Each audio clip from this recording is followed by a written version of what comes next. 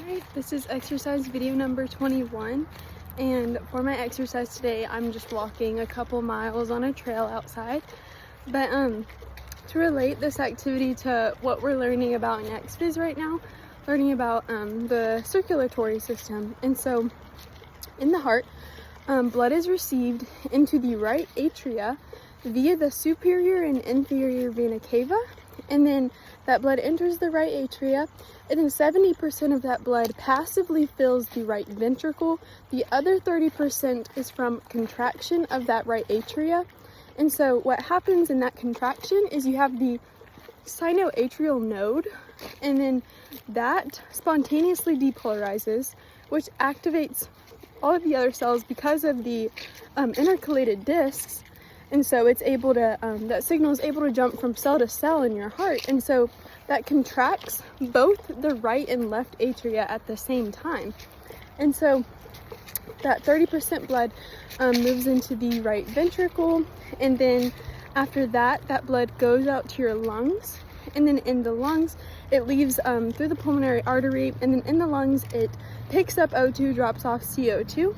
And so you get that gas exchange.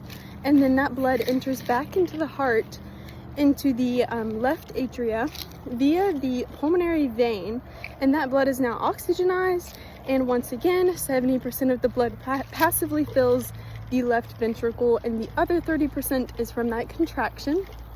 And once that blood enters the ventricles from the left and right atria, that blood has to be pushed back out again. Like what I said, in the right ventricle, it goes out to the pulmonary artery, and then in the left ventricle, it has to be pushed out into the aorta. And so you have to have contraction of the ventricles as well. And so after the atria contract, that depolarizes what is called the atrioventricular node.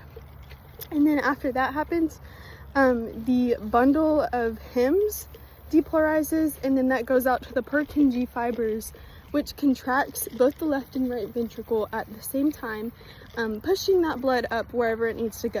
And so from the left ventricle, you go to the aorta, and from the aorta branches off into all of these arteries throughout your body. And then after the arteries, it branches off into arterioles, and then after arterioles, it enters your capillary bed, which is where gas exchange occurs. And so you get oxygen delivered to your muscle tissue in order to cause muscle contraction, and you have to generate ATP to cause that muscle contraction, but you use oxygen in that third pump in the electron transport chain. And then also you get glucose is picked up there and stored in your muscle cells and your liver cells. And so all of that happens in that capillary bed, and then from the capillary bed you go to the venules, and then those go into veins, and then eventually back into the superior and inferior vena cava, back into the right atria.